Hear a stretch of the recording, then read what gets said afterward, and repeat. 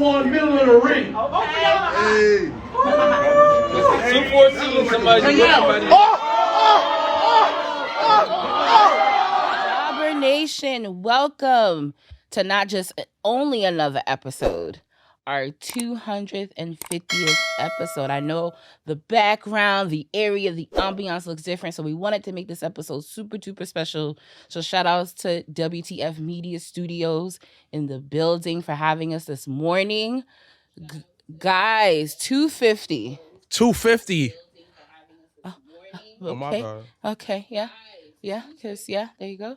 Yeah, so that playback, because we gotta let y'all know that it's 250. We here.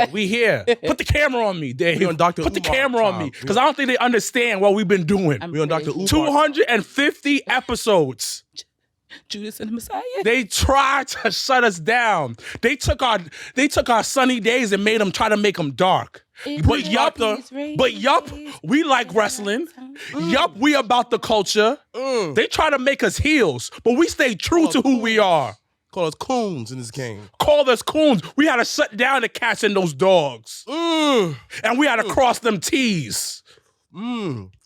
We out here for the culture, but they don't respect us. They don't love us out here, B. They don't love us out here because we are the culture. Hold up, we got a referee. Hold up, we got an owner. Hold up, we got a wrestler. Hold up, we got a backstage announce dude. Come on. Hold up. Come on, B. But they say we don't like wrestling. We don't They like say we're not true fans. because we don't have memorabilia We don't have in memorabilia. in the About background. Nah, but we trying to In the elevate the background. culture. We trying to take it to the next level, but they don't respect us. They don't show us the love.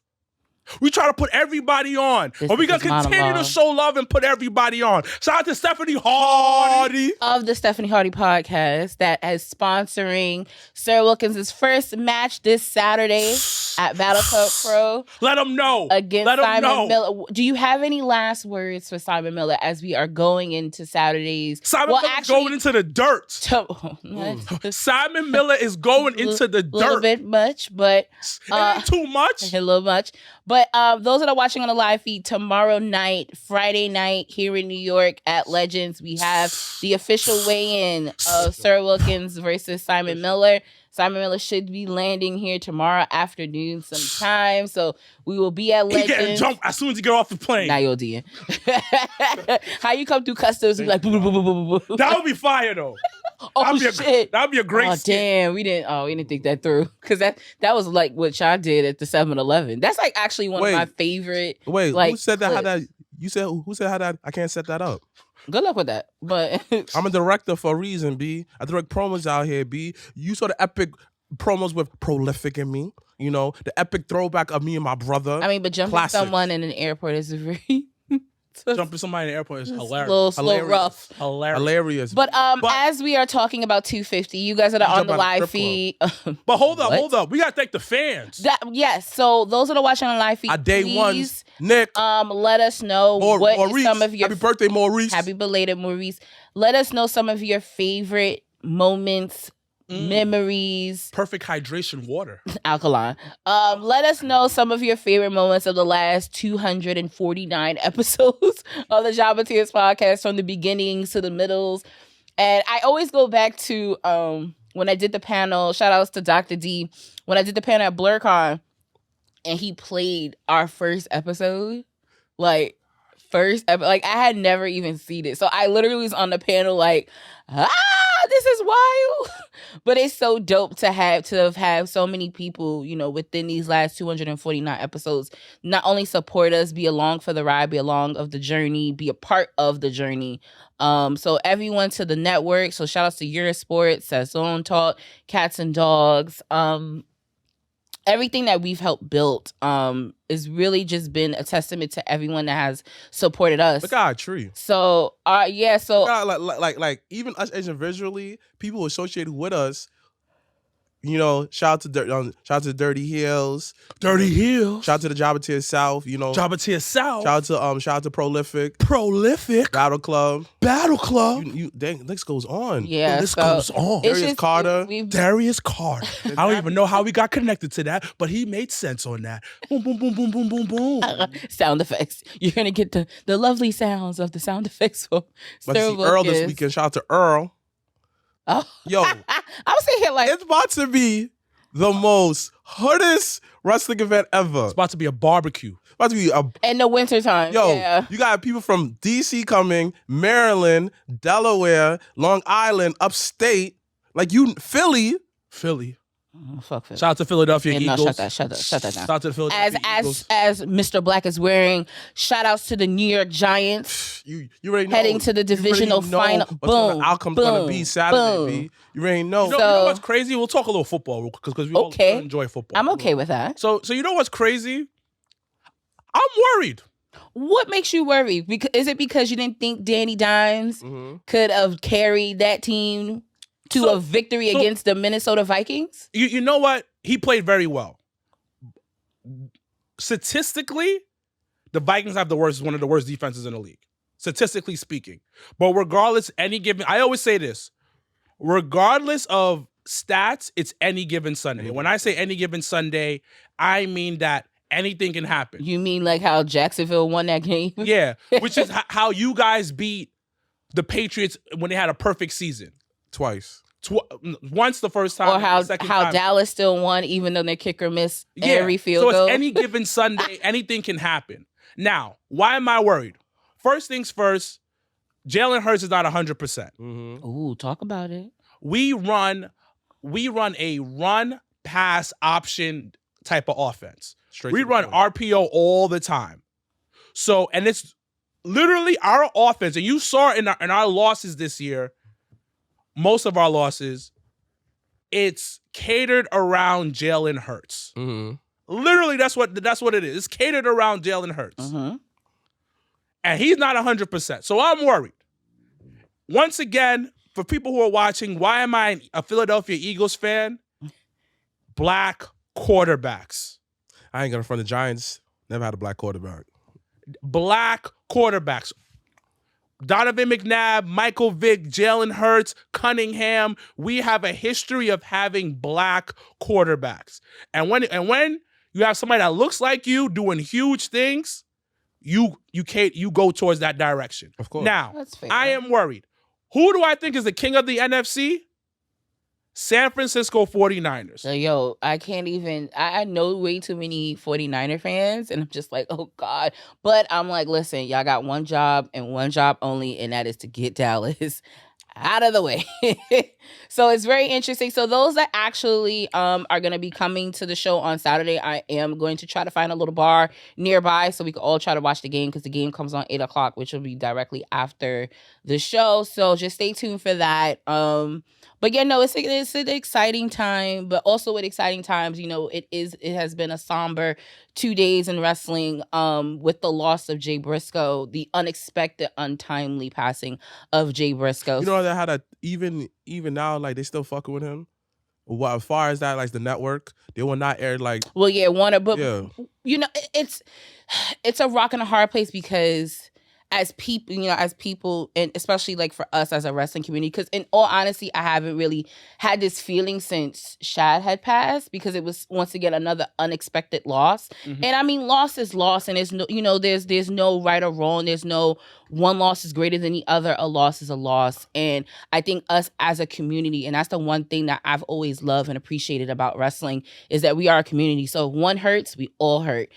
On the other coin of that is the business side. But okay. And the business side of it is Warner Media has already said, even before the untimely passing, that they didn't want nothing to do with them. They didn't want to air them. I don't understand. They didn't touch kids. They didn't rape nobody. They didn't beat on nobody. He said a comment during the time where everybody was saying wild comments. He apologized numerous times. The community that he offended was like, all right, cool. They embraced him.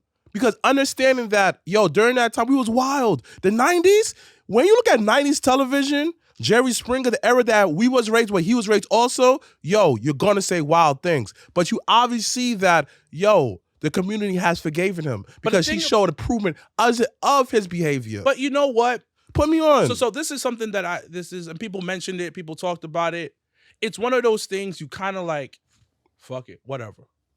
Pardon my language, because we try not to curse and say the N-word, but, you know, YouTube be demonetizing us and stuff. But anyways, so when you look at it, what I saw from him, he got older.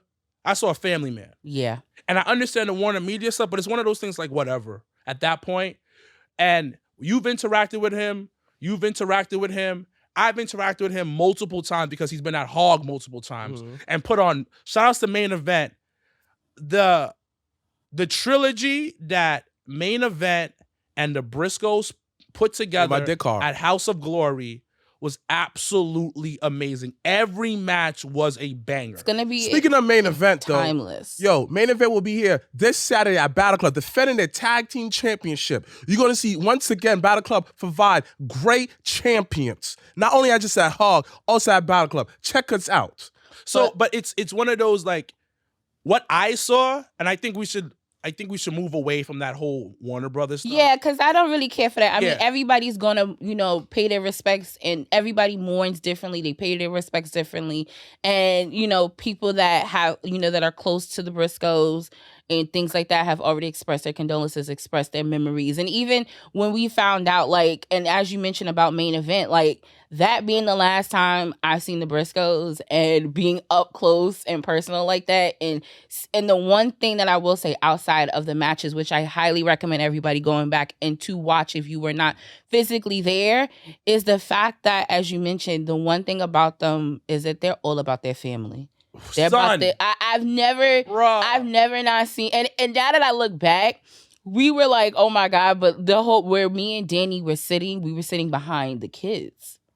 And they were watching the match. And I think one of Mark's sons had got so upset that his dad lost. But in saying that, it's the fact that wherever they went, they kids went. Yeah. And they were very so much involved in their, he was very so much involved in his girls, and they doing cheerleading, and they doing this and they doing that. So it's just and that's how he passed, didn't he? Yeah. So they were coming back from something because he had just posted earlier that day. And he had the girls with him. Yeah, I think they were coming from a cheerleading practice or some type of competition. They were just in a competition, I think, in North Carolina that weekend. And they were coming back up. But regardless of the fact, I think it's just time to not worry about Warner Media, worry about when they're going to do. Let's just keep them in our prayers. And let's remember one of the greatest tag teams of our time. Like, they put Ring of Honor on the map. Like, it's not even like because, Jay had passed, we're saying this, like, it has been literally the last, I would say, definitely decade that I've, really have gotten into knowing and understanding the Briscoes, seeing them live, talking to them. They've always just felt like home. So but it's also like, the one thing I think about is my brother, because it's his brother's birthday. Yeah. Today is his brother's birthday. They're actually a year and a week apart. Yeah. So Mark's birthday was actually yesterday. So it was the 17th, and Jay's birthday would have been next Wednesday. So they're a year and a week apart. So imagine how he's feeling right now. Dang. Imagine me passing the day before your birthday. Yeah, no. Yeah. Or you passing the day before mine. And that's what I think about a lot of times is what the family's going through. They lost a brother, a father, a son, an uncle, a cousin, all of that, best friend. And you spoke about them being family. It's extended family. Like, they be with their boys and they're all supporting each other, all got them, all and what's the funny thing about it, and I'll make this joke, is that we all thought they were black. Oh, absolutely. For a hella long time, we thought they were black because they were so... Just soulful. Just so soulful. They're not black? No. I thought they was like mixed or something like nope. that. No, they're 100%. They both parents are white. Question, is Action... Bronson? Yeah, no. The other dude from... Action Andretti? Yeah, is he black? Well, he looked mixed, though. So I don't know. I don't know, but the curly hair definitely throws me off. But he looks. I'm gonna ask Black Wrestling Alliance. So, but at the end of the day, it's like ask him, we celebrate what he did for wrestling culture. We celebrate for what who he was as a man and our interaction with him. Because the timeline outside of what you mentioned earlier was all positive. It was all like him being an inviting person, him being like, yo, hey, yo, we good. Hey, what's going on? Hey, what's up? Like, he's just a good person. Mm-hmm. And it's crazy because we always talk about legacy, leaving something behind. And sometimes that legacy could just be you being a good person. Right. And what actually it's so funny, and we'll move on. I had actually came across because you know how it's real when TMZ Sports reported and stuff. So TMZ actually had Adam Pearce on. Oh yeah. And Adam Pearce, for about 5-6 minutes talked about how much of a good person Jay Briscoe was and how he encouraged him and he inspired him. So it's just, I think once again, let's leave Warner Media shit to the side and let's just focus on the positives. Let's focus on the memories. Let's focus on, supporting the family in any which way. Like, those are the things that matter now. All that other shit don't matter. What you always say, what we keep on saying is when they don't understand how wrestling works, period. You understand? And that's I'm gonna leave it off as this is like, I'm happy that it's not affecting his legacy at all. You understand? And I'm happy that everybody's coming together and defending that how we were defending Kobe when they brought up that little blemish in his life. You understand? We ain't perfect.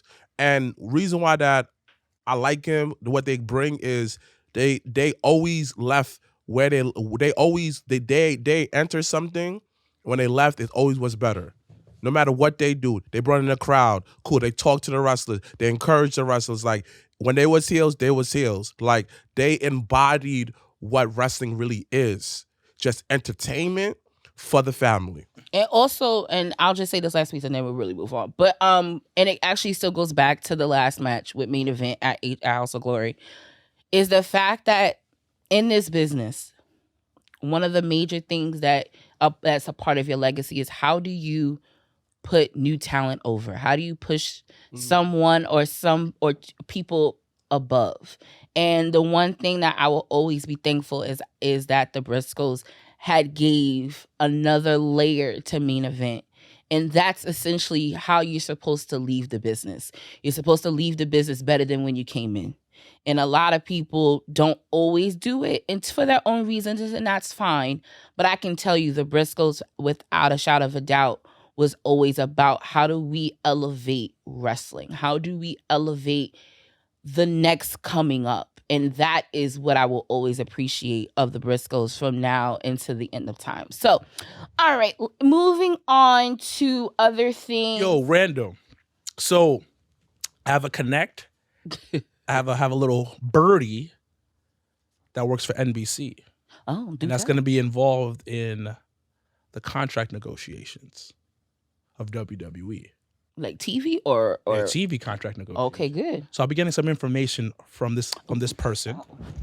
Also, one thing I learned because this person was talking to me about the Jobber Birdie. Yeah, the Jobber Birdie. So the Jobber Birdie was telling me about wrestling. And I wanted to continue the conversation that we talked about last week, why wrestling content is so like different.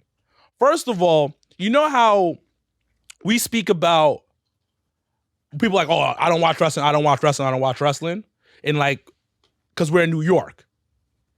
Middle America watches the fuck out of wrestling. Watches the F out of wrestling. Like, crazy amount of people watch wrestling in Middle America. And I was like, word? She's like, she. So she was just like, yeah, like a ton, like more than you think.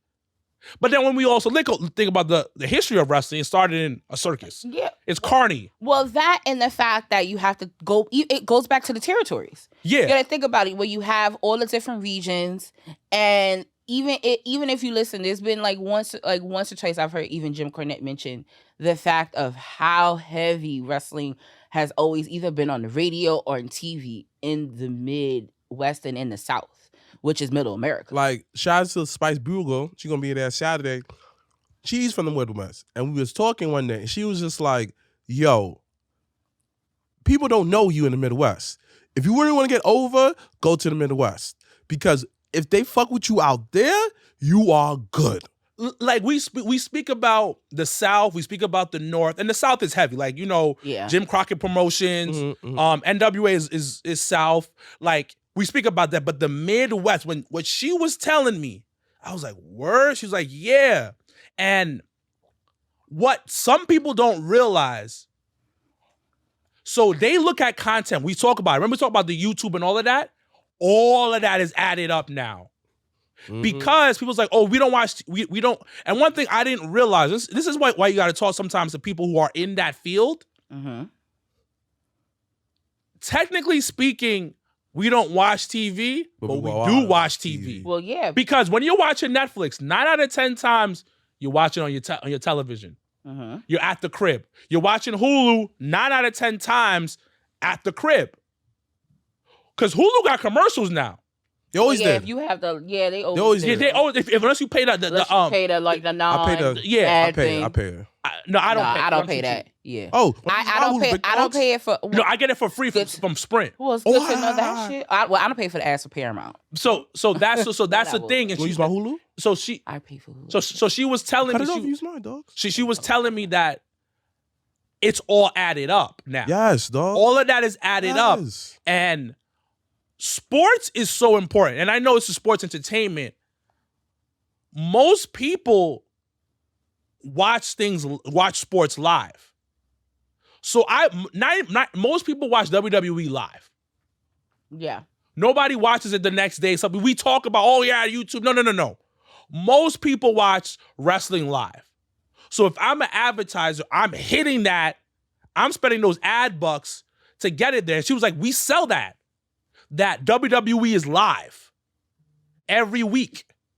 Mm-hmm. So I just wanted to bring that up because we don't understand the value of wrestling sometimes, especially WWE. Even AEW, we don't understand that because you're getting a built-in market of an age group all the time. And you have multiple athletes. The one person, shout out to Encore, Do You Want More? He will be here on Saturday at Battle Club. In that battle royal, what's it, the battle royal? No, it's not. No, it's a 6-man for the six man for the title. He's gonna be there. He got a sponsorship with Bang. So him going through all these different territories, different events, he advertising Bang. You know what? All these wrestlers like to drink Bang.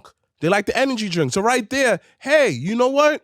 I like Encore. Encore, get another athlete. This athlete could probably get you. You got 2 athletes. Advertising in different ways. So people don't understand the power of it. And don't forget how much stories you could take from different federations. Hey, I want to do that whole Brody Lee situation when like he got stabbed up. When somebody pissed on the, what was it, on the knife or something like that? I don't know what you're talking about. Brody Lee. But keep going. Yeah, that situation. You can make a whole TV series about that. Countless stories. Countless money you can make off of WWE, WCW stories, make them real life. That's bank. But sorry. It's also, you mentioned something, and I also saw this the other day. I know we'll get off the business stuff, but what's his name? Not Zack Ryder. Not Zack Ryder. Zack Ryder's homeboy. The dude that Kurt Hawkins. Kurt Hawkins. Yeah. It's the same. That's not the same. It's the same universe. Same universe. Same person. Same person. Low key. It's not. Zack Ryder. I would definitely think Zack Ryder is better than. Yeah, he's an evolved version of. Okay. Yeah. Okay. That we can all agree on. They're the same person. Like, bro, they're the same person. Kirk Hawkins is a Charmander. Kurt Hawkins has his own. And what's name is a Charizard. Kurt Hawkins has his own PR team. Has his own PR company, and they work with a lot of wrestlers. What? Yes. Naya's on there. Tasha Steelz is on there. It's a lot of wrestlers who are on there. He was talking about the amount of money he helped make for these people because of their brands. So I'm actually going to piggyback off that because it was something I was watching on the way here. Was I'm gonna sip on this fresh water. The thing that I always loved about WWE, and I think I didn't realize it until the clip that I had watched this morning, and realized something else, was that the way that WWE infiltrates certain markets and certain TV shows, I think is probably one of the dopest things you can do. So I say that with saying, so Bianca Belair and Montez were on Watch Live with Andy Cohen last night. Mm-hmm. And I said, this would have never happened 10 years ago. And you want to know why? Because almost 10 years ago was the first season of Total Divas. And I said, when they got into reality TV 10 years ago, they tapped into a market that they wouldn't have been able to do just off of wrestling alone. I hated that interview though. Why? I liked it. Why? It's because it's supposed to be cheesy and funny and corny and stupid. It's like I don't know. Like I saw some clips of it, and it's like it's such like wrestling is so bastardized. Yeah. Within like mainstream culture. Yeah. Well, that's because they don't know.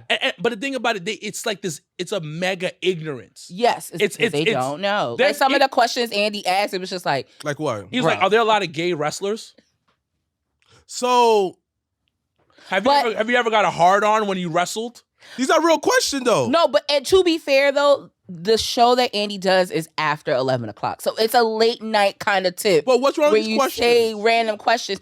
It's not that anything's wrong with them, because I don't think nothing's wrong with them, but I do think that level of ignorance of not knowing, because there's a better way to ask that question. Yeah, and I think that's what it was. But the thing about it, but it's Andy. But also, I can't expect much from Andy Cohen. That's what I'm saying. Like he's just a messy person, right? But and they kept it really classy and cute. I just saw Bianca's face, and I was like, oh. Okay, let me ask you a question.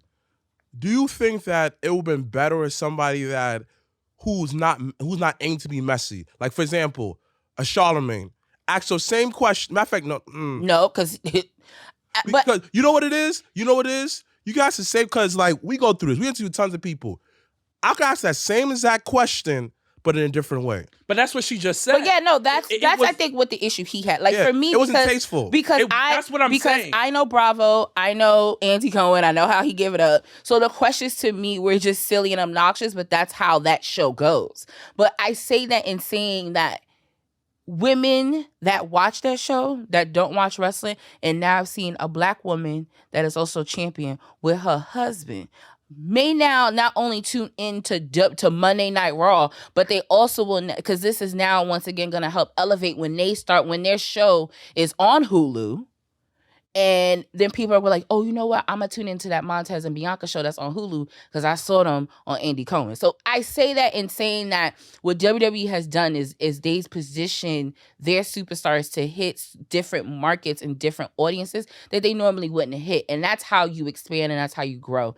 But I say that in saying that thing wouldn't have been a thing if they didn't start Total Divas 10 years ago. That and... if Vince was still here, I'm explaining to you why. Everybody, now WWE feels like the NBA, where the superstars are first. Because I understand the superstars are walking billboard. Because before, they put the company first. There was the NFL.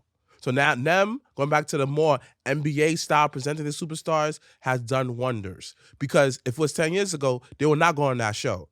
It would probably been like, they would not go on that show because they would not got that exposure. You understand? They would hit traditional market that they always do. But now, having a new, fresh team, more people of color, and more people, not people of color, but people of different walks of life is important.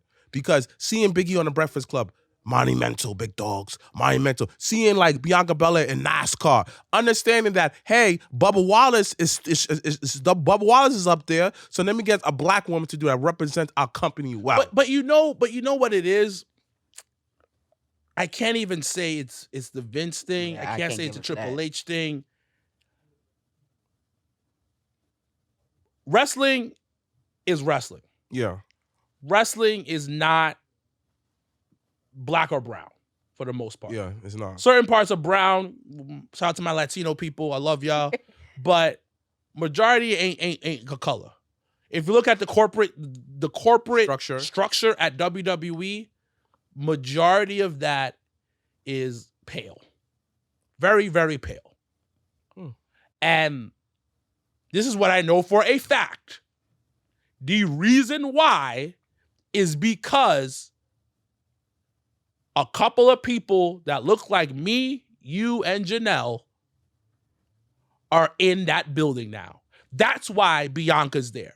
Yeah, that's why. But the thing about it's not even like on some like because it's like, oh, they're changing things up. No, it's somebody infiltrated that building. That's my thing. And it's like that's why every corporate setting needs people from different walks of life so you can infiltrate different walks of life. Yeah, I said that. Because you mentioned everything you mentioned is because one or two people of color are in that, are part of it now, and it's changing it. I'm going to change that. People who understand what's going on now. Because there could be people who look like us have no clue what's going on. And they may just be in a simple token, huh? So like Meghan Markle, but I won't get into that. Right. Some people just hired. I'm hired just a token color person. All right, cool. We got a person of color, but they don't know nothing's going on. They are the same exact mindset of the people that they hired. And that's a part of the ignorance that your brother had mentioned. Right. And that's what's important. It's just like certain people, companies always do it. Oh, they hire people of color. We looking at them, we talk to them looking like, bro, you know nothing about this product. Boy, you know nothing about the culture around it. Or guess what? You're not willing to even learn. You're just a token hire. Or sometimes it could be the Obama effect where they do get hired and realize that, oh, I wasn't token hired, so nothing is gonna... You know what? Now that I think about it, I can even say it on a professional note for myself. Like from my job and me working at a well-known establishment restaurant here in New York, and it being owned by Jewish men. Mm-hmm. But what I can say is that as the only Black woman, kind of in the office, to say, when I've never not felt like any idea or anything that I wanted to do was met with this. It was always, it has always literally been met with, and then with some course of action. And I say that, for instance, I mentioned catering. I had a conversation with the owner. I mentioned about catering, how this needs to be done, X, Y, and Z, blase, blase, blase. A week later, our creative director starts working on stuff for catering. And he said, I looked at him, I said, what are you doing? He said, well, I'm working on catering. He said, oh, he finally decided to now want to focus on that. And I said, oh, I probably put the battery pack in his back, my bad. But I say that in saying, to your point, when you have people in the room that knows what they're doing, knows the landscape, has the ability to have that type of effect, you as the owner, you as the higher power, but not in that sense, should be able to give that opportunity and give that voice a place to be heard. Here's the thing in wrestling, not everybody's willing to listen. Well, yeah, but also in wrestling, not a lot of people are willing to take the back seat in order to hear either. Everybody always wants to be in the forefront, wants to be ahead of the game, and sometimes stopping to listen stops all of that, because wrestling's fast paced. Everything's go, go, go, go, go.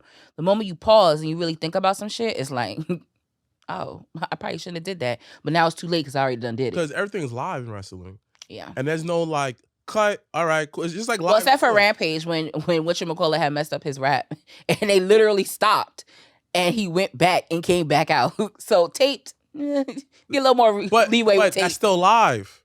Oh, live for the person, yes, but not live on TV. But you know what's crazy? I was you know the crazy thing about that side note? It's just if people if sponsors really get into wrestling, they can sponsor any event just by providing water, providing drinks, providing food. But you have to understand, people don't understand it. They don't get the value. That's to tie up this whole conversation. Yeah, they don't get the value. People don't see the value. From what I talked about with the conversations that I've had, and just in general, people don't see the value of wrestling. They see it as another thing, but they don't see the cultural impact. So, even with all the everything that has been done, they still won't necessarily see it the way that we see it and value it the same way that we see it. So, I remember I was talking to a person at Rock Nation about wrestling, and they were like, huh? You know what it is? And I think the thing is us as people thought that it was real, and the moment that we felt it wasn't real, that's when we didn't care for it. Marvel movies are fake. Yeah. But to them, is like, well, certain people, because that is something I feel That's like what that's everyone said. I feel like in our generation, like those that are around our age and a little older that don't watch wrestling anymore and catch wind of us still watching wrestling, because I still get that actually at work low key sometimes, but then they be intrigued and they ask questions and shit like that. So it's just like, but you really are interested and you just don't want to say that you're no, interested. because it's not cool. There's a lot of closeted wrestling fans out there. So if you're a closeted, come on out. It's not cool. We welcome you. Yo, I bet you all around. I bet you Jay-Z said it. Oh, look, Jay-Z said in rap on 555. Yo, oh man, I'm in the crib watching Sasha Banks every day. Yo, I want Sasha Banks too. I want to watch you in Japan because Jay-Z said it. Or like Wayne or like somebody showed up in front row on Raw. That's a gift. It'll be dick riding. That's why I laugh when they be putting the football players up front, but they be really fair, so it be when funny. Rick Ross came to AEW, nigga was dick riding now. I actually really want to know if Rick Ross is really a wrestling fan, though. He is. He's been coming before. If somebody, but yeah, WWE. Maybe I missed that. He was backstage. He came in Wale a couple of times. Yeah, like I don't think he's a massive fan. No, I don't need you to be a massive fan. But I think he enjoys the pageantry and the oh, because it's like rap, the talking. So I think that's what it is. Like people like the sport, like Kittles from the 49ers. You still be for 49ers? Yeah. My son Kittles want me a lot of money. I love that man. So a guy like him, he loves wrestling. He talks about it all the time. You'd be surprised how people actually do it. Even Gronk to the point. Like it's fun to 24/7 champion. But the thing is, like my brother said, people are sheep. And until, like, honestly speaking, every girl I've ever dated that wasn't a wrestling fan has always said, wow, this is what you do? Like, you have a podcast? And it's interesting because I feel like guys get that more than girls. Anytime I've told a guy I'm a wrestling fan, eyes light up. Because you don't have sex with women. Oh my God. That's exactly. No, I don't. You don't have sex with women. But that's what I'm saying. It's interesting that guys go through that. Because guys, but it's a guy thing to like sports. It's a guy thing to like fighting. It's like, yo, I tell her, used to tell, because, you know. But if I used to say I watch wrestling and I like football, it's like, yeah, because it's something. Because like, now I can add you to me doing something.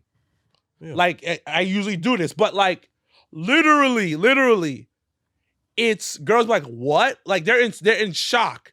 And then when people see the viewing part, it's like, yo, there's mad people here. And the thing about it is, like, a lot of guys, a lot of guys always want that girl. Oh, she had to have wrestling. She had to like this, that. I'm looking like, sometimes girls just be interested because looking like, oh, shoot, a lot of people who are open-minded may not watch wrestling, may not watch sports, but they enjoy the pageantry of it. They don't say the bigger picture like, I like people coming around. They like the entertainment. And the energy. I like how you react to it, this, that, and third, blah, blah, blah, blah.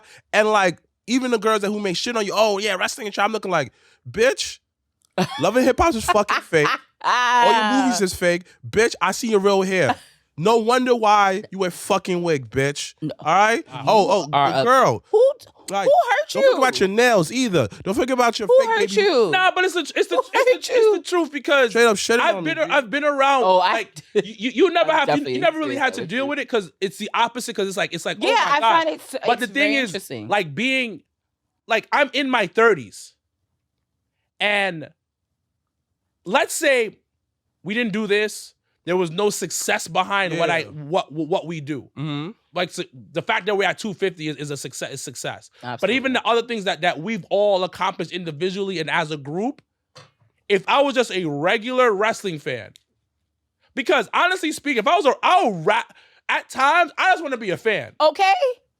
Out of all the stuff that we do, I tell Mikey that all the time. Sometimes I just want to be a fan because I'll go to a show and I just want to be a fan. It's a whole lot easier without the responsibilities that we have been blessed with. Yes. But at the same time have to deal with.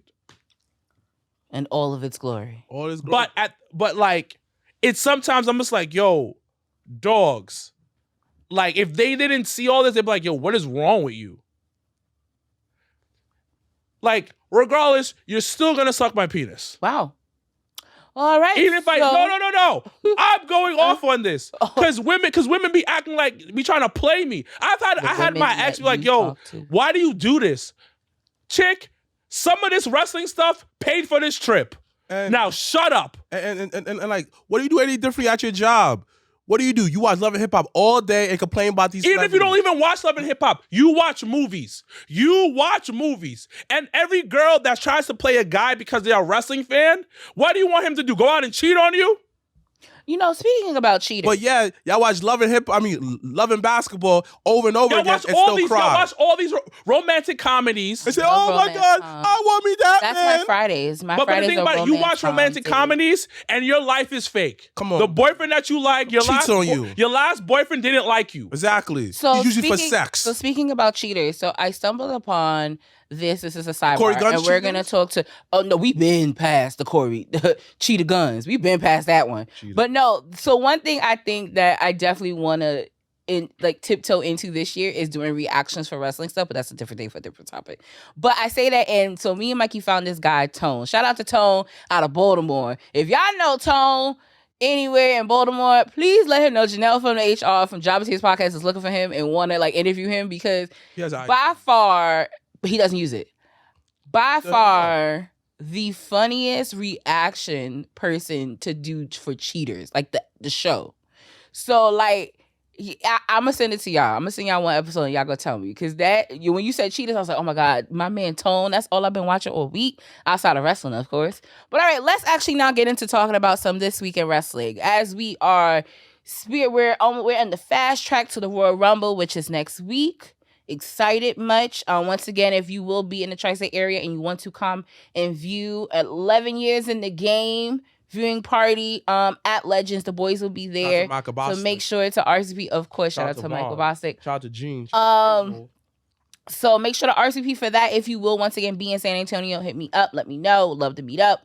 But we are on the road to Royal Rumble along with the stepping grounds to evolution for AEW side of things. So let's talk about this week in wrestling a little bit. Cody, Luther X. Is that what inspired your act today? Yes. Cody ended racism with his child. The Triple Cody H is the most greatest Latino wrestler out right now. I'm dead. He's Latino. But I will co-sign because he's half Cuban. He's half Cuban. I'm so right now, the shits. Latino has their star. Well, actually, Santos Escobar. I rock with that. I rock with Santos. I can't do it. That I won't do. His daddy was Dusty Rhodes. I can't do that. Cody's is white first. Yeah. Hispanic second. So let's keep it a buck. But y'all know I love Cody. Did you get goosebumps? Where he said, I will return at the Royal Throwback. Rumble. That's throwback WWE right there, big dog. No, they literally copied and pasted Triple H quad return. And I loved I loved it. No, they didn't. Yes, they did. They didn't put the theme song behind it. Okay, that's the only less thing they did. But it didn't really need the theme song this time around. It would have been nice. But you gotta understand, but it wasn't. I truly have a newfound love for Cody. Mm-hmm. This man, he pulled how can I say this? He pulled a Wayne. Cody right now is Carter to Wayne. Now I'm gonna explain this to y'all. Y'all looking at me like I'm crazy right now. No, I'm just trying to figure out which Wayne album you're talking about. The Carter 2. Okay. He's on no, actually. Wait, hold on. I'm gonna tell you what he did. I'm gonna tell you what he did. American Nightmare. So, first things first, just like Wayne, grew up in the business.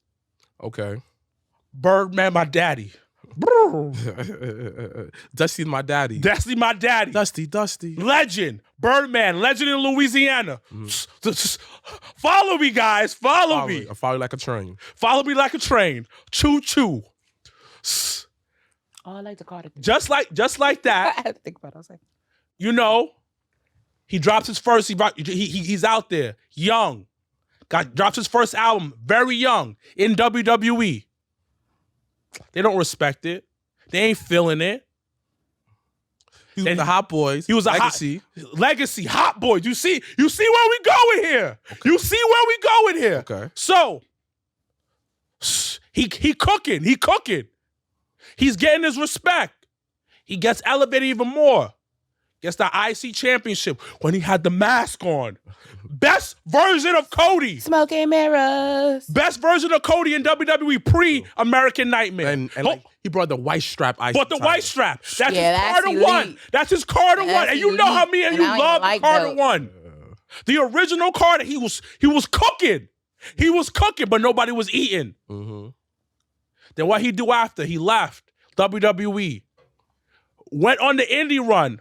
Mixtape Wade. But Mixtape Wayne after the Carter 2. Huh? It was after the Carter 2. No. It was before the Carter 2. No, it was after the Carter 2. No, it's before the Carter 2. The Carter 2 came out. That's when I remember I remember that. And then he went on the run. No, wait, hold on. I might be off on this one. So the block is hot. Yeah, the Carter came out after the Carter 2. So that's okay. Hold on. Carter 3. Hold on. So my bad. Let's rewind. Because you're right. Carter 1 came out. That was him young. That was him originally in WWE. Evolution, Elevation. Mm-hmm. Carter 2, IC champion. Yes. Because he was cooking, but nobody respected him cooking. Even the Stardust work. He was hated cooking. It, but I actually really liked it. He was cooking, but nobody respected him. Just like Wayne with the Carter 2. He was on an arrow and everything. Everything. What they saying on the comments? I'm listening. Now. They say either the drought or the dedication. He left WWE. He was everywhere. On his mixtape run, just like Lil Wayne, he was everywhere. He took people's signatures doing it. Like Lil Wayne taking beats and mush and I'm like that. He was eating just like Wayne. Come on, B. He was on everybody's feature. He was with everybody in the indies. My man low-key joined the Bullet Club, got a Bullet Club shirt. Maybe that's the only coach. So now we eating right now, right? They ain't respecting me.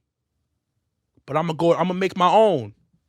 Young Money, AEW, and he's dropping the Carter 3. That is true though. And he's out. And he's out. And Young Money, don't forget, he got the Sammy. But then the thing about it. The Darby. Come on. Sammy and Darby. Like Drake and Nicki Minaj. Come on. Cody is Lil Wayne. Come on. B. So then, Young Money didn't work out. Just like AEW. But those two are still stars. But they still stars. Come on, B. Now he's out with the Carter 4. Ooh. Now he's back in WWE getting that Carter 4 off real quick. It was a little, hot negotiation back and forth. Lil Wayne with Birdman, but now he back with his dad, Triple H. He's back with his daddy, back with WWE. Full rotation. So like I said before, Come on. Cody is Lil Wayne. Yeah. Came out in the game very young. Yes. His daddy, legend in the game. Locally, just like Birdman. Legend.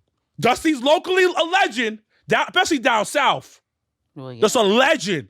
Just like Birdman and Dusty, mad branches of trees. Mad branches help everybody else out. May have stole some money, but it's a different conversation. Get into That's Birdman. Yeah, but won't get into we move forward. Carter 1, Evolution. No. Legacy. Carter 1 is Legacy. His Carter 2, the IC run, the white straps. Carter 3, AEW. Come on, V. And Carter 4, we back in WWE. Talk to me, people. What the comments say? The comments say? So this week on Monday Night Raw, Cody, it was the last, and that's how you do a fucking promotional Someone said build up. MJF was Drake. Who said that? So Jonathan Williams. Okay, shout out to Jonathan Williams. So you got him off the couch. You took 250 episodes from him to slide off the couch. But so this week on Monday Night Raw was the last the last of piece the the last piece to the puzzle of Cody's return, which he had officially announced and declared himself entering the Royal Rumble this year. So some people were kind of upset that he announced it and it wasn't a surprise, but it really wouldn't have been much of a surprise because we've all been anticipating the return of Cody Rhodes at the Royal Rumble. And then guess what? It'll still be a return because you don't even know what number he's going to be. So that's the beauty. That's actually the beauty about Royal Rumble that I love, is that you can know all the players. You don't know how they're going to play and you don't know when they're going to play. And the thing about it is, he already came back. Matter of fact, the first time wasn't even a surprise. It was, but it wasn't. It was one of those. It was kind of like, because I was there, it gave me the same feel of like when the Hardys came back. Because you knew, but you didn't know. And the only way we really, really knew the Hardys were going to pop up was because of that card that was outside of their event. That was a WWE card. So we had found that out, but we knew that the Hardys were going to be there. But Cody coming back at Dallas, like you knew, but you didn't know. You didn't. They hit him, and when you saw the behind the scenes, like even to the even to when Brandy and them they came in the bus and everything. So like they did such a good job, really still hiding him for that moment because you knew, but you didn't know. So him declaring himself in the Royal Rumble happened this past week. But I actually want to go back to SmackDown a little bit and talk about the Sami and Kevin Owens match. Mm-hmm. And how I didn't realize until that SmackDown was, we talk about Roman feuds, and of course we bring up Brock, we bring up Cena. Kevin Owens needs to be thrown in that mix because they've had history and it's been building for a few years now too on the low. And I didn't really realize that until SmackDown when I looked at Paul Heyman and I was just like, well, you were the reason why he low-key didn't win that first time he went up against Roman I think it was at Royal Rumble, low-key. But I've said this before. Yeah. Kevin's name has to be in that pot of one of the best feuds that Roman has had. I've said it before. Like, Kevin brings out the best in Roman. Kevin is like Mankind, where he just puts his body on the line for other people and puts people over, makes people look good. And he's a better version of Mankind. He understands psychology. He understands psychology. Kevin Owens is a gift that keeps on giving. Mm-hmm. Santa. Him and Sami Zayn, these are character like the work people. Like, anybody on the independent scene needs to study these guys. Because I remember one time I was watching, remember when Vice had those behind the wrestler stuff? Yeah. Those wrestler documentaries? Vice had one on MVP. When was this, dogs? It was years ago. Yeah. It's on the app? Yeah, it should be. You can look it up probably on YouTube. Yeah, so Vice did a documentary with MVP. I think it's before MVP came back to WWE. Documentary is amazing. Check it out. It's about MVP's life. And there's one particular part. He is at this wrestling school. Mm-hmm. And he's just like, yo, y'all need to get your bodies right. Are any of y'all more charismatic than Kevin Owens? And they all were like, no. Because what Kevin Owens does in the ring and outside the ring is top tier. Now, you talked about SmackDown. Let's go to SmackDown the week before. With the match with Sami Zayn and Kevin Owens. And the story they told throughout that carnage. The look on Sami Zayn's face. The look on Kevin Owens' face. Because the entire time. And shout outs to...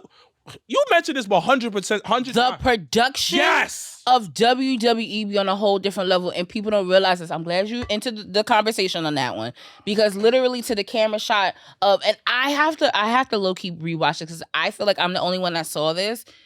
Kevin Owens put something in Sami Zayn's foot, and I can't. No one else has seen it, and I was like, "Yo, they pulled." I was like, they zoomed in purposely, and it was looking like Kevin was trying to like climb up. But then he put something in Sammy's fucking shoe. And I kept saying, I was like, yo, this story is about to go down at the Royal Rumble. And y'all don't even know. But this is why, like, I say this about the Bloodline. This is why I say this about them being that faction. This storyline, what they're doing right now, we have never seen this be so good so long. Right, because really... Hold up. Hold up. In this era, in this type of... Which era did we see? In this attention Wait. span Hold on. No. Hold up. I'm not disagreeing with you. I'm not agreeing with you. Let's put a pin on this. All right. Undisputed Era. No. Why not? It was a little bit shorter. Oh, okay. But not even so that. Wait. So let me be clear. You're saying that how that has been great. Because real talk, he's right. Because you are coming from the Thunderdome era. You feel me? You coming from the people coming back era. You coming from the Trips era. That's 3 different eras of WWE that they've been dominating. All in a year span. And not only that, the storylines have evolved. Because remember when Roman versus Jay was fighting? Main event Jay? Come on. And how many people was waiting for his brothers to come back? I'll even push it one further. The way that Talk to me, big dog. The way that they systematically have grown Solo Sikoa as being the highlight of that group is what I think amazes me the most. Like, I think, yes, the whole Roman thing, tribal chief, blah, blah, blah, blah, that shit is cute, all that, whatever. All the Usos, the undisputed tag team champions, which are going to end up being divided again, cool. What these literally have done with Solo Sikoa has been phenomenal. They've literally put him in matches where they've showcased his talent. They've have talent that's been there years and years. That match he had with Drew McIntyre, people don't talk a lot about, but they should, because that was a banger. He's Samoan. That was a banger. Put some respect on honestly, banger. Honestly, I'm gonna say this: we don't appreciate Samoans enough in wrestling. Did you know that fucking Bronson Reed is of Samoan descent? Not surprised. No clue. That's a problem. Yo, we were watching Raw, and when he came out, I was like, well, he's from Australia. He's Australian. Mikey goes, yo, he's Samoan. I was like, no, he's not. Shut up. There's Samoans in Australia. And I looked it up. I said, he sure enough is a Samoan descent. But the thing about it, why are you surprised? Why are you surprised? Because I didn't think he was. Like, Samoa is like right by.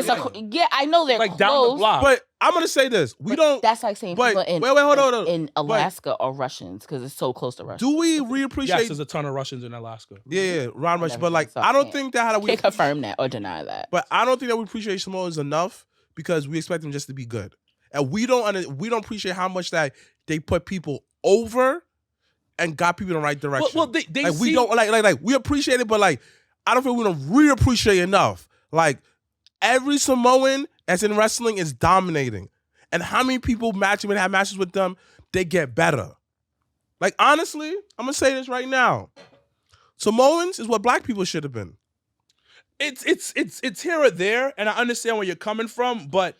It's a different type of, and we've spoken about this moons and moons ago. It's more of the generational legacy, and that's what black people should be. But see, the thing though is that was a part of their culture. That's what they grew up about. When you think about how you guys grew up, you guys didn't grow up wanting to be wrestlers. You guys I'm not talking about the whole wrestling aspect. No, but that's where the difference of. In terms of that's how black people should have been. It's just like that was not the culture. No. We're playing on the same field with two different games. What I mean by that is their togetherness, their core value still sticking to this day, and they always look out for each other. But the fact that what I mean by that is just like, yo, we are so divided. But the thing about it, you also got to understand, you're looking at it from this is only one culture. When we speak about us, there's too many forms of us because we're all over the Western Hemisphere and the Eastern Hemisphere.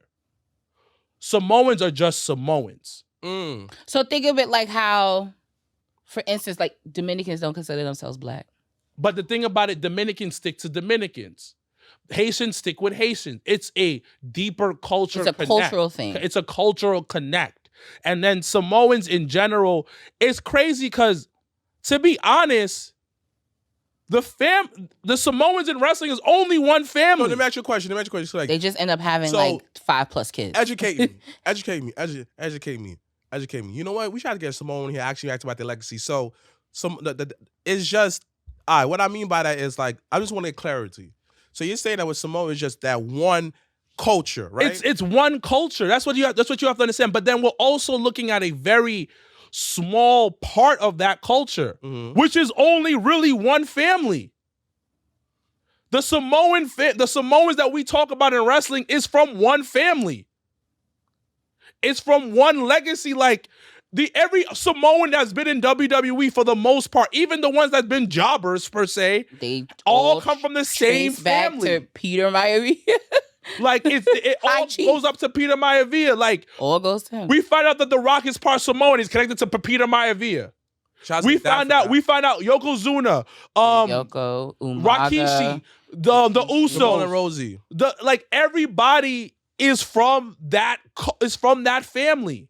So that's the reason why, like, when we talk about this faction stuff, they're the greatest because they're actually legit family. It's crazy. And when we talk about the storyline in general, people always bring up NWO. NWO got bad real fast. Really once more than like 5 people got in that whole situation, it just was. You know what it is about NWO that made it so bad? None of the members. There was no meaning. No. I wasn't going to say that. I said, like, for example, if you look at a lot of these groups, right, in wrestling, right? Let's go to the Nation Domination. Okay, I can see D-Lo hanging out with Mark Henry. All right, cool. You can see them 4 mutually interact with each other, right? Boom. The Bloodline. Take away the family aspect, you can see them hanging out with each other. The 4 Horsemen, you can see them hanging out with each other. What I mean by that is the chemistry made sense. NWO, after like certain members, you're looking like, come on, yo. I don't see how you guys hanging out with each other. I don't see how you even gelling with each other. Y'all don't even look like that. Y'all ain't like the same soap. But the thing about it, so this is why the Bloodline thing works so well. Okay. And I'm going to say this because I watch a ton of Mafia movies. Goodfellas is probably one of my favorite movies right after Paid in Full. I watched that this year. One of the greatest things about the Mafia, the reason why a lot of times people didn't infiltrate so much is because it was all family. So you couldn't tell somebody to kill somebody's cousin? Yeah.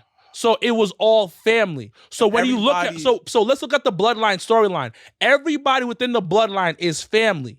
And the person that they're bringing in, which is Sammy, is potentially going to mess up the entire dynasty that they have created. And Paul Heyman's family because he was there for the beginning. He was there from the beginning.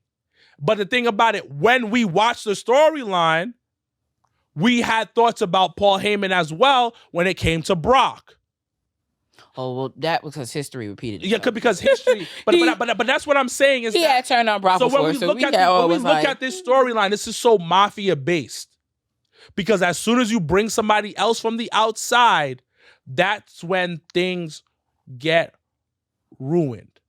So in speaking about the Bloodline, there will be a big acknowledgement ceremony this coming Monday Night Raw. Raw's 30 years of Raw in Philadelphia this coming Monday. Hopefully we win this weekend. It's not happening. I don't know why. Every generation of the Bloodline will be showing up.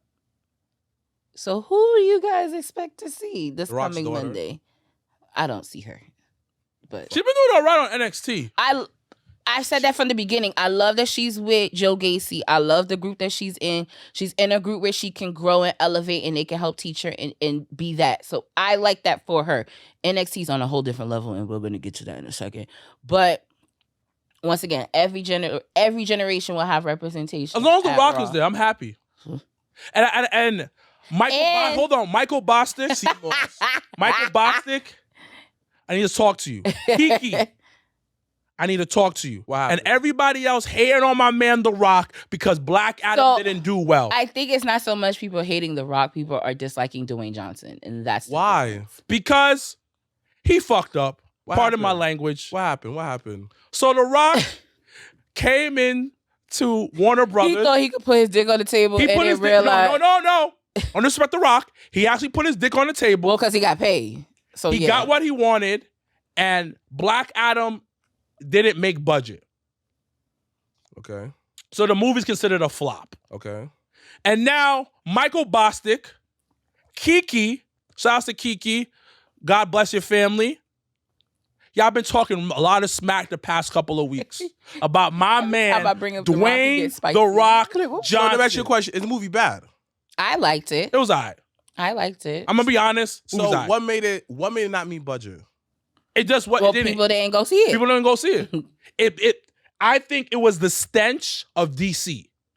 So let me get this straight. So once again, wait, I didn't want to ruin the. Well, it doesn't matter. I'm gonna watch it, but like, well, it doesn't matter because the end scene. Because now he's not even doing it. So there's an end scene of spoiler alert if anyone has not seen Black Adam, where Black Adam meets Superman, and it's what's his name? What's the actor name that plays Superman? The one I like, Henry Cavill, whatever. Yeah. So there's a scene with him and Superman. Because remember, before Superman was talking about, I ain't never gonna do Superman before. So the scene with him and Superman, it was that whole hypeness of, oh shit, Superman's coming back, to then find out actually not come back, not happening. So it was just like, y'all niggas did that scene for what? But then James Gunn, who I believe was sent by Marvel to destroy DC. James Gunn is the directed Guardians of the Galaxy. Guardians of the Galaxy was good.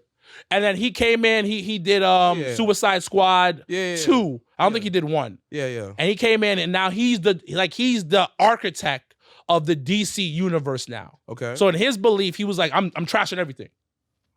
I'm tossing all this in the garbage. And we rebuilding from the ground up. We're doing brand new movies, doing a bunch of stuff. Now, hold on. They kept the Flash. The dude that played the Flash was out here doing mad reckless stuff. Oh, is it? Was he touching kids? Nah, he borderline raped the woman. Supposedly. Oh, nasty. Wait, but that's the Flash with the black dude. That's with the black. This black nigga's on. Wait a minute, they trash Peacemaker? Huh? No. That's because that's James Gunn. Yeah, James Gunn did Peacemaker. Okay. Oh, but I like Peacemaker. So anything that he did, he is staying. Does she like his life? What? Does she like his life? What do you mean? I guess. So you don't think that one of these Samoans gonna catch him in the airport one day? Samoans ain't gonna catch him at the airport. Ain't nobody The Rock got catch too him. much money. So The Rock was trying to basically do $7 promotion, take over the whole thing, and do what he did. He was trying to do a Vince McMahon type of move to the territories. But it didn't work out. Now, back to Michael Bostic. Hey, watch how you say that. And Kiki, leave my man Dwayne The Rock Johnson alone. Everybody got failures on their resume. Leave my man alone. But I bet you guarantee it. We're going to appreciate years later. We'll be a cult favorite. Probably not. I don't know. I don't think Probably it will not. be. I liked it. Okay. So like, Okay. whenever I watch like the Marvels or the DC, whatever the fucks is going on, I'm not into the comic stuff. That's not my thing. That's not my lane. But I can enjoy a movie. But I got a question. So for someone that has never known about Black Adam, didn't know the character, didn't know nothing about it, and watching the movie, I left knowing about Black Adam. So let me ask you guys a question. Did it follow the formula what they have of superhero movies have to be? See, so I don't know that. I don't go into movies. That's why I don't go into movies watching that like that. Did they follow the formula? No. So the thing is a lot. The movie wasn't that great. That's number one. I thought it was okay. And I'm being honest with you. I thought it was a little too also, long. But there's a stench from DC movies. It's been a stench since the animation went down. Yeah, so it's a stench on DC live action movies. Also, The Rock be acting up. I ain't gonna hold you. What do you mean? Like Hollywood. He's The Rock. He's The Rock. He's Dwayne. He's Dwayne The Rock Johnson. So at the end of the day, it's like, yo, I can see people be like, he might be difficult, but I don't believe he's difficult because he's my man's. He doesn't know it yet. Dwayne Johnson, if you're watching, you're listening. He probably watches it. Biggest fan. Yeah, he ain't doing nothing wrong. Right here. Deny. Okay, back to wrestling. So we talk about the Bloodline, Raw 30. You got a lot of old schoolers coming back. You got Taker coming back. Hold on, I'm gonna get there. I'm gonna get to that. We got Taker coming. We got Flair coming.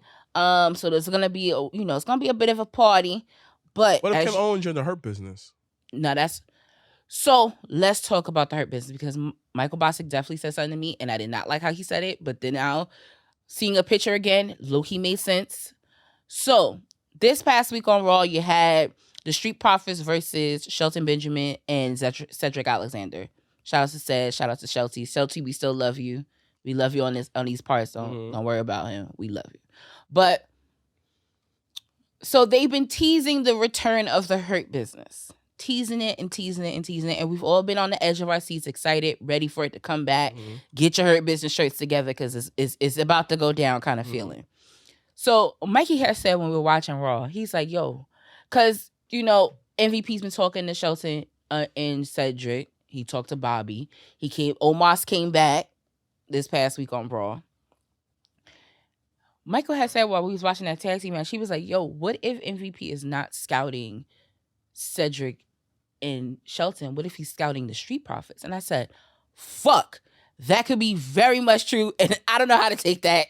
But how wild would that be if he did redo the Hurt Business, but with different players? I'm all for it. Omos, Street Profits, MVP. I am all for the new and improved and Hurt probably Business. Bobby.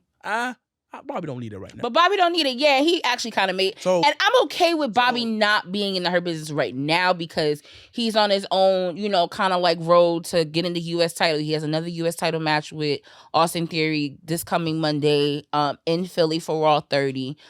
He's still low-key. Him and Brock still low-key owe one more match together. So I'm just waiting for Brock to pop back up. So I'm not totally sad if Bobby doesn't join the Hurt Business right now. But I think it's just interesting that what if the turn was actually Street Profits and Omos and MVP? Now I done fucked you up because he fucked me up. No, I had to fuck you up. Because that fucked me up. Because Omos is not bad. You understand? But I feel like, okay. You gotta have the muscle in the group. Wait, hold on. I feel like Omos hasn't found Omos. I feel like he's still trying to figure out him. Now, let me explain this to you, right?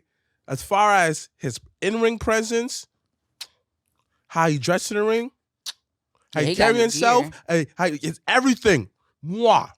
But his in-ring, me being in wrestling school, I'm looking like he hasn't put it all together yet. He hasn't. But it doesn't mean that he will not put it all together. To me, Omos, if I take it back, Omos should be there, but he shouldn't be wrestling as much.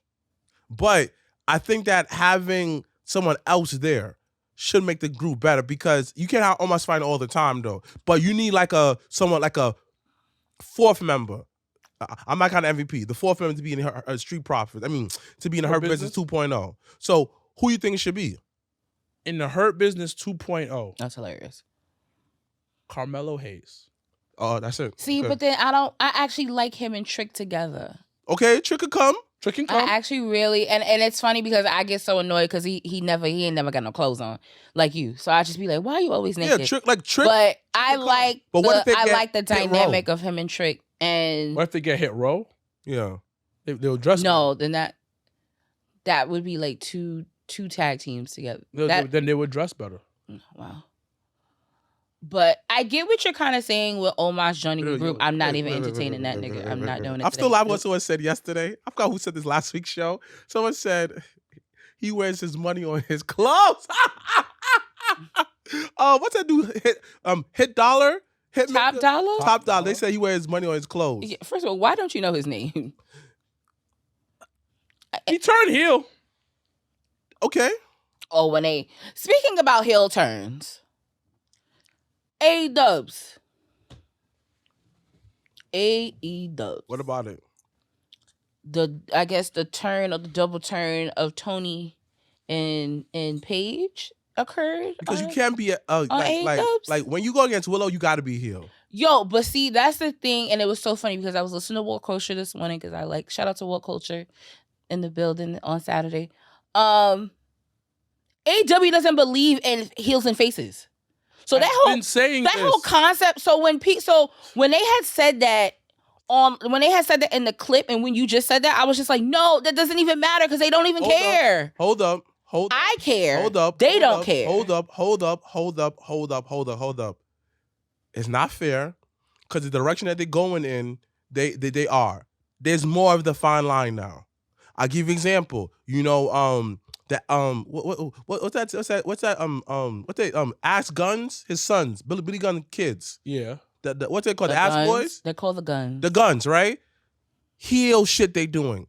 The Acclaim, they doing face stuff. Mm-hmm. According to their character. One thing that I'm learning about, correct me if I'm wrong, but this is my theory, is when it comes to modern day wrestling, is People act heels according to their character. People act face according to their character. Like, for example, if I turn face, right, I'm going to do stuff that he's going to help out whoever. Sami Zayn, people cheer for him, but he does heel stuff according to his character. So it makes sense. It evolved. Now, I watched AEW the other day. Pretty good. I thought it was horrid mic work by Tony and Paige. Horrid mic work. But so Wilkins, you have to understand, she hasn't been wrestling in so long. That's how mic work is bad. No, her mic work is trash. No, I'm just saying, like, I watched that segment and cringed. According to TikTok, she's the best. Who said that on TikTok? We got close to like a lot of views off that page thing. Everybody calling him a hater. If you go on Reddit, people hate him. Oh, that's fine. I don't care. That's yeah. At this point, I don't care. But at the same time, it was a horrid segment. The brightest spot was Willow. The brightest spot in AEW's women's division right now. And I see what they're doing because I think that they're going to make her one of the biggest faces for that company is Willow Nightingale. Yes. What Willow is doing right now and what they're doing with Willow, I have to give AEW a round of applause. Willow is being positioned as that mega baby face that I've been saying for a long time. Cannot mess up Willow. Willow been doing this for years. Yes. Willow is a gift from God from them. Yes. And the fact that she's on that roster and they're elevated. And also, I think they listen to me. All of the women, I don't know if they got a new glam squad back there, look like $1 million. Look like they did not roll out of Walmart. Yes, they did. If you watch Wednesday's show, everybody looked sexy. Respectfully, great. Gotta say sexy, dogs. I'm okay. Because these people nowadays is all a thing. They looked great. They look like TV ready. But to go back, and I understand where you're coming from about the heel stuff and blah, blah, blah. The reason why Tony and Paige suck on the mic. They suck on the mic. Tony's a phenomenal wrestler, but let's keep it a buck. Like, nobody's working it. Nobody in that division is working except for like two or three people. Willow. Jade. Britt. So what I don't really. No. One more girl. No. I don't want to give them 3. It's just like, shit. So, question to the table. I want to ask both of y'all a question. What were you saying? Hold on. Yeah. Question to the table. I'll let him ask this Who are the best women workers who has the best mic skills as far as women workers? I don't know how to fucking ask this question. My bad, y'all. Who has the best mic skills in AEW? Who has the best mic skills women-wise in AEW? Oh, Jade. Oh, I would have said Britt. Jade or Britt. It's only those two. Well, so as I was gonna say before your question was what I hope for, because what I don't like is I feel like as Jamie Hayter being the AEW Women's Champion, I still feel like a part of that is... Okay. She's okay. But I feel like a part of what hasn't fully come through is she's still in Britt's shadow in a sense. And so my hope... She's like an IC champion. So like, it's almost to the point where you kind of forget she's women's champion. And but then that's... So whose fault is that? It is definitely a gumbo of... Is it Britt or is it Tony? It's a gumbo. Is it politics? It's a gumbo of why that the way that Wait. Hold up. Is Britt John Cena? I would even say John Cena. I would say it's old school Shawn Michaels. Yeah. Britt, because you always got to be in the picture. You always got to be in the forefront. You always have. So that's the thing I have had a hard time like really enjoying is because like I like Jamie Hayter. I like the fact that they made her AEW Women's Champion. I like the fact that it wasn't interim. I like her for the company. My issue once again now because she's been under Brits for so long. It's like when a child drinks breast milk and you've been on the titty so long, and now you still want the titty, but now you can't have the titty because there's no more milk in it. So it's like, as long as she's still at the hip of Britt Baker, I don't think she'll really be able to elevate to the women's champion that she's meant to be, and that's where my issue is. What needs to be done, and it's not gonna happen.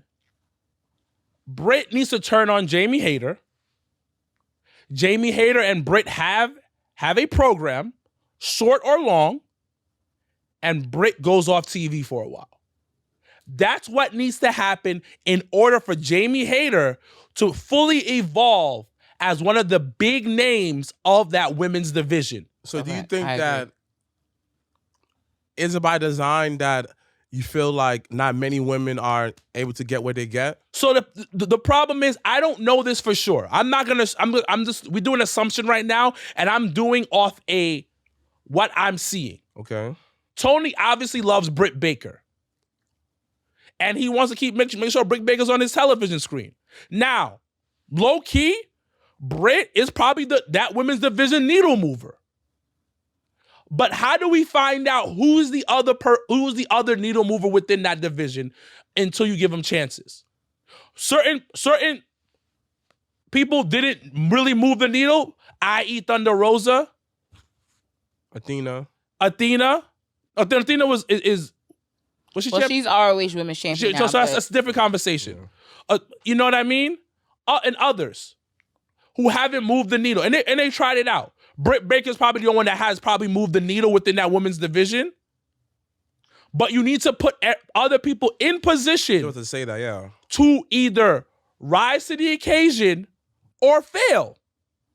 But how do you do that? Like what Janelle said. If I have Britt Baker shadowing everybody. Literally every promo, every segment that Jamie and Britt do together, Britt always signs off. She's the last person to talk. You are sitting next to the AEW Women's Champion. How are you the one to sign off? So let me ask you a question. Like, this shit grinds my gear. It's a sense of nobody. What I mean by that is like, me watching a lot of Young Rock. Shout out to Young Rock. You been watching Lay's episode? I haven't watched Lay's episode. Okay. Is there somebody who's kind of checking her? Meaning that, yo, stop doing that. You're overshadowing. The person that's supposed to check her is the person that owns the company. But then again, and he's not going to do that. Let me ask you a question. Because he loves Britt Baker so much that he'd be willing to not give people opportunities to keep Britt in the highlight. And that's not an assumption. Because I noticed that no one's checking her. But the thing about it, why would I let somebody check me if the owner won't? Exactly right. what Janelle just said. Because you may talk trash about Jericho, but all his group get shine. Every group he gets, so but you have to understand this. He's a veteran. I'm scared to lose my spot. And Jericho's like on some whatever.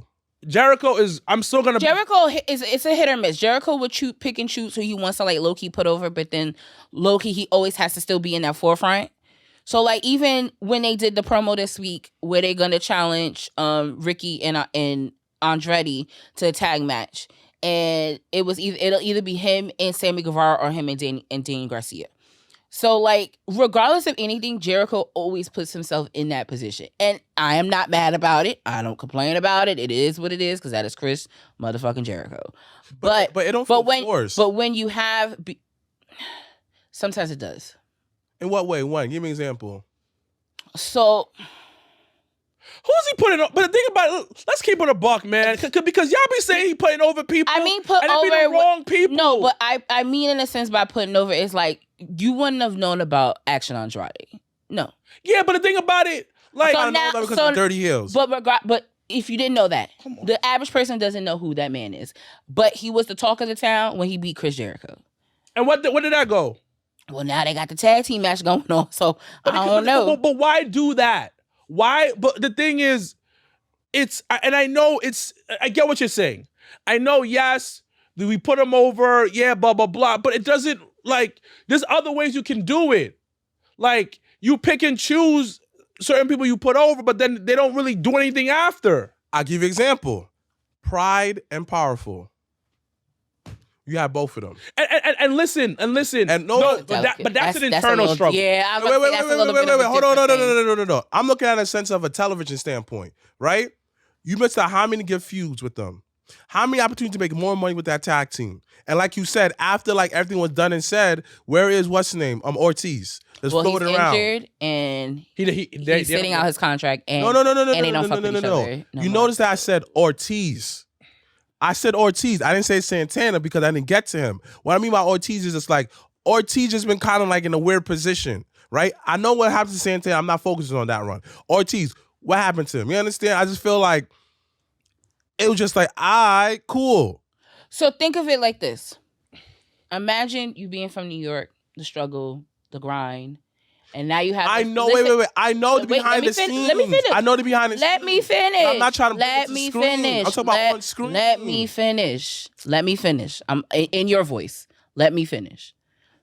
So imagine you now have this opportunity, contract, money's coming in, and you're complacent. And that complacency in life is now also being showed on TV to where you don't really have that oomph to want to do a feud or want to do better or want to be put on a different level because you're cool where you at.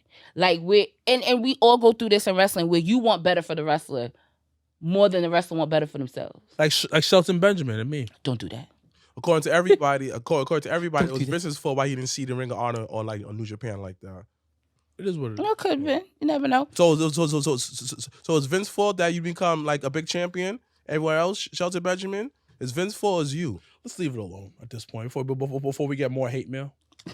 That's all. Yo, you know how many niggas got views off our videos off of TikTok? Why don't you inform us? Huh? Inform us. I be sending y'all it. There's like a circle. They get our videos, complain about it. One guy said, I heard 2 minutes of it. I had to react to. I said, bro. Well, thank you. Whole point. Thank you for anyone. Well, as you have heard, we are on TikTok. Our clips are on TikTok. So if you're on TikTok, make sure you follow us. Absolutely. So as we are winding down to the episode, as I mentioned, next week is the Royal Rumble. This week, Battle Club. Let's talk about a little bit about what's some of the things you would like to see in this year's Royal Rumble. Listen, I just want the whole show to be good again. Or who's a surprise person? Because actually, Montana had said it in the chat. What's a surprise entry that you would like to see? David Batista. You're annoying as fuck for that. D'Lo Brown. Oh, okay. That's not bad. That's your go-to, though. So exactly for everything. Why Dave Batista? Is he on a promo run? He got a movie coming out. I don't think he's going to be able to make it to San Antonio. So, listen. David Batista. Oh, Lord. I would love to see like maybe Farouk come in there, do like a couple of clotheslines and keep it a buck. JBL, that would be a great... pop for JBL. Let me ask you guys a question. There's been an argument, whatever. Who's the better actor? John Cena, The Rock, or Batista? Well, we already know what your brother gonna say. No. No bias. The better range is David Batista. Yes. Wait, hold on. The better range is David Batista. The better action star is The Rock. The better comedy timing is John Cena. Yeah. You know what's so interesting? They all, I think, definitely hit different genres differently. So, like, as you mentioned, more action. I mean... When you think of action, you get The Rock. Right. But overall, for me, I mean, I would prefer John Cena.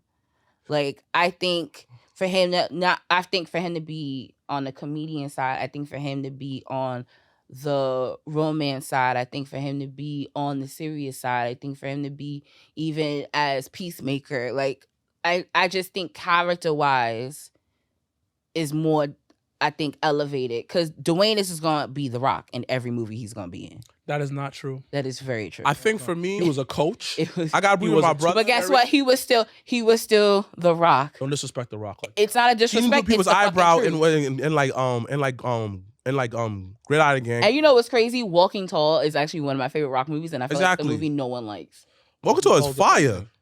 But I'm just saying, I feel like most people don't talk about it. But Even I that like skyscraper movie. and I like the. yeah. I did like that. I like. So Sticky Fingers was in that thing too. He was in Walking Tall as a preacher. Yeah. Come on, that movie was fire. Listen, y'all don't know a movie. You said that Walking Tall is trash. Walking Tall is fire. But no, people like what they like. And Red Eye again was. Come on. And like I said, I think for most people, when they go and see a Dwayne Johnson movie, they want to see The Rock. So when they don't see The Rock, they're like, oh, this is look. about. I agree with my brother. He's a good action star. You know, I understand he's a good action star. But if I want one person I have to say above all of them, they're all good and they're right. But I gotta say Batista. Because when you see Batista in these B movies, I don't see The Rock in a B movie. I don't see John because Cena The Rock's in a too B movie. big for that. And that's because I'm about to say, I don't think they want. The Rock But still, I'm saying that, yo, he loves his acting shit.